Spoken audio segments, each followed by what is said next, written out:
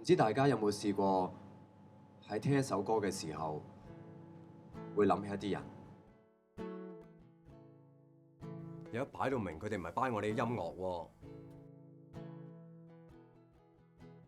你記唔記得今晚去邊啊？記得。喂，你喺邊啊？你玩音樂㗎嘛？幫我作首歌帶禮物送俾我啊！咁你要寫歌，其實好多人幫到你。我冇玩音樂㗎啦。你夾 band 唔係為咗幫人解決問題嘅咩？你記唔記得當初點解我哋要玩音樂啊？你話因為我哋要幫人哋解決問題啊。咁而家咧？如果你見翻佢，咁你會點啊？你定會學得來，如從頭遇見。